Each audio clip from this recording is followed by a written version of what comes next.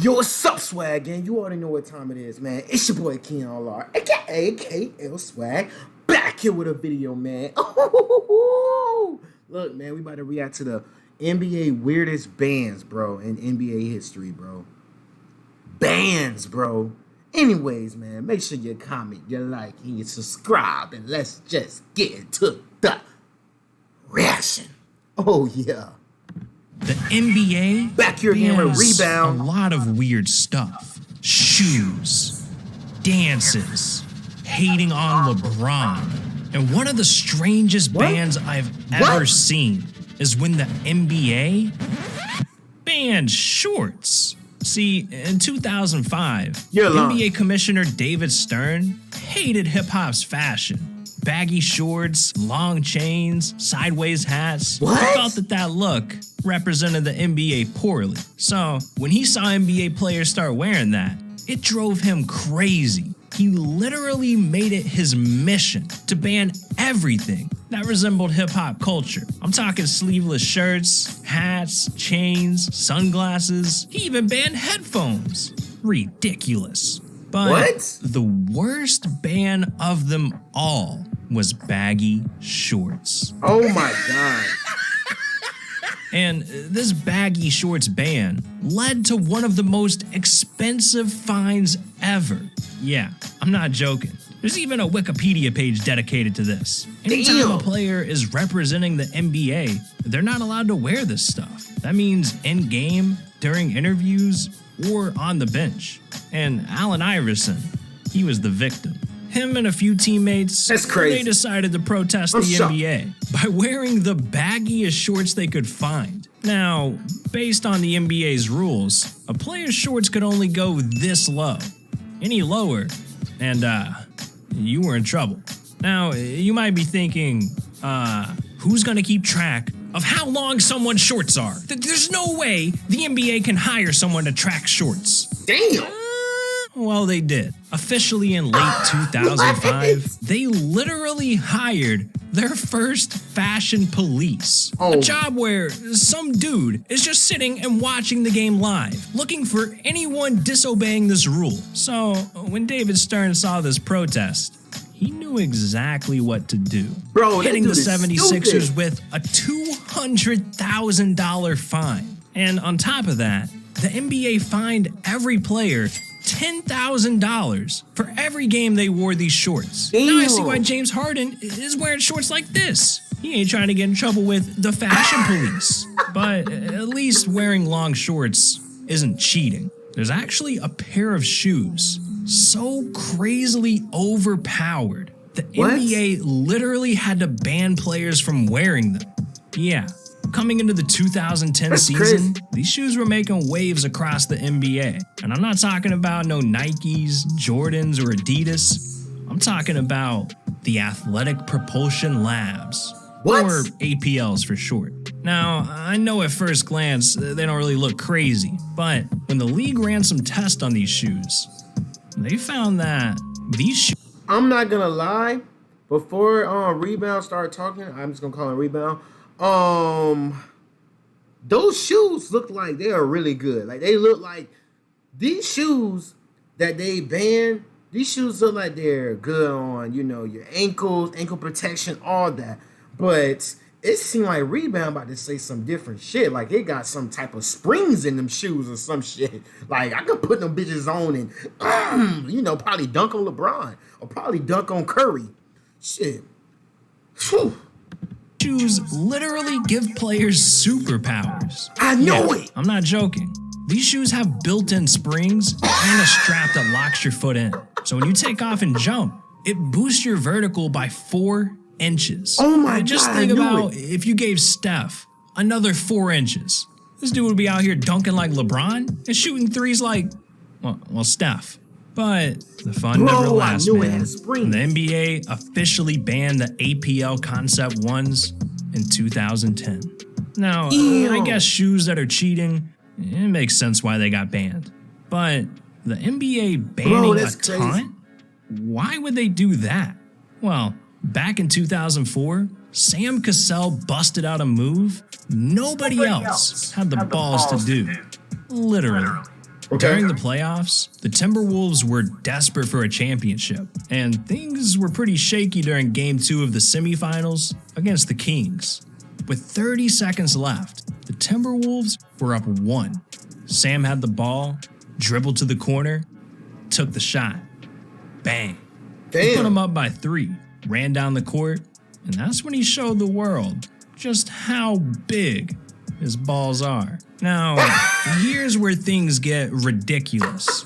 Apparently, while doing this taunt, Cassell twisted the wrong way and literally fractured his hip. Ooh. How does that even happen? Man, maybe you should have kept the size of your balls to yourself, man. This What the injury was hell? so brutal. Cassell had to sit out multiple games during the next series.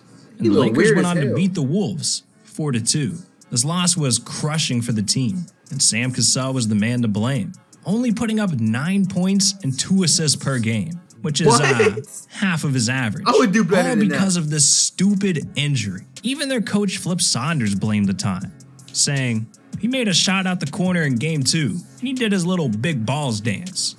And from that, he created a little fracture in his hip. We lost a championship from that. Damn. No question. I think about that dance all the time. Damn.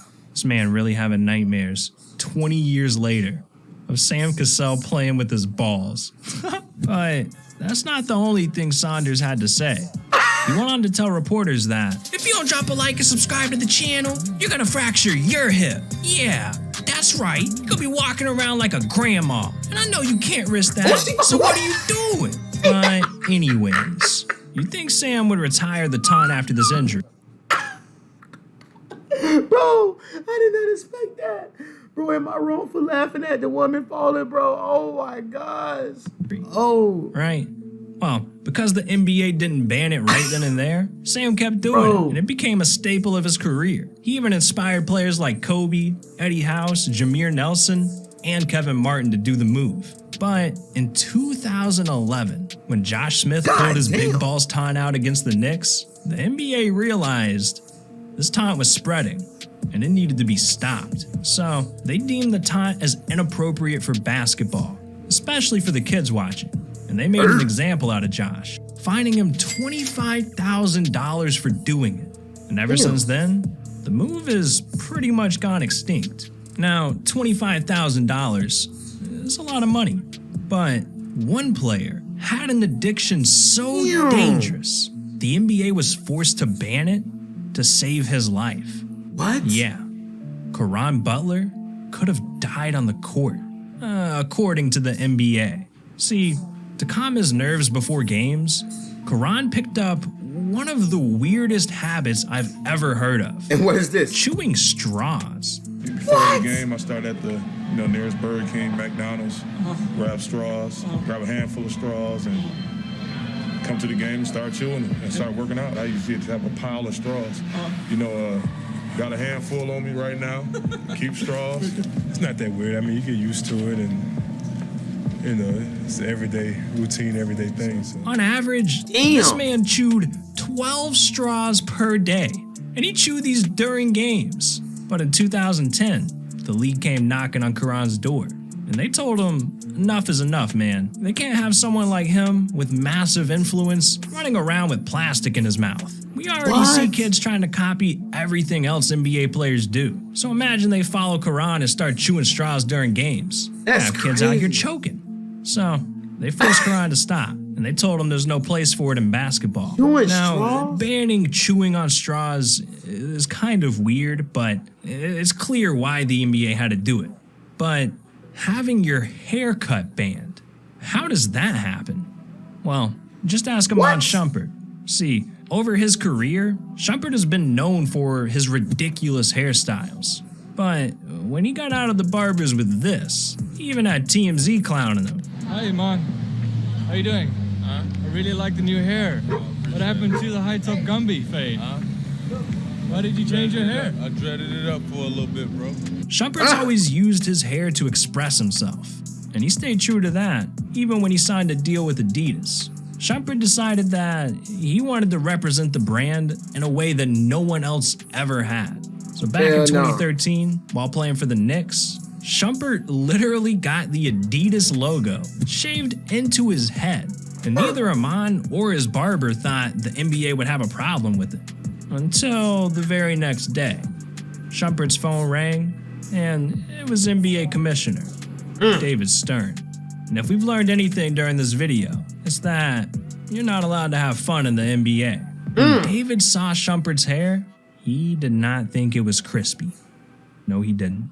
According to NBA rules, you're only allowed to rep brands on your shoes. So Shumpert was forced to get rid of the logo, and he broke the tragic news on Instagram, showing that the Adidas logo is now just a triangle. And he also apologized to the NBA, saying, "Sorry, NBA, didn't realize there are branding issues with the logo." Now, I'm gonna tell you guys something crazy. That's crazy. If you hate on LeBron James, you will literally get in trouble with the NBA. What? Yeah, there's actually rules that say you will be kicked out of the arena if you disrespect him. I'm looking at you, Skip Bayless. This all started in 2010 when LeBron came into free agency for the first time ever. After giving Cleveland 7 years of the best basketball he could, his infamous decision happened, where LeBron left Cleveland for Miami and devastated the city. And the fans reacted exactly how you'd expect. I think it's mass hysteria, but you're talking about LeBron James. But the lasting memory of tonight will be this shot, his burning jersey in Lakewood. Damn.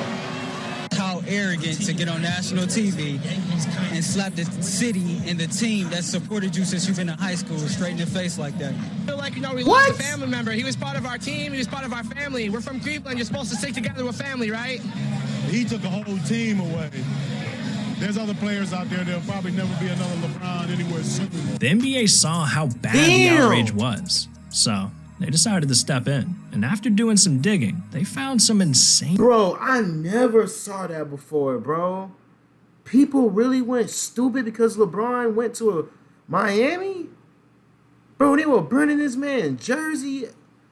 God damn. Oh my gosh. Insanely offensive shirts about LeBron and his family.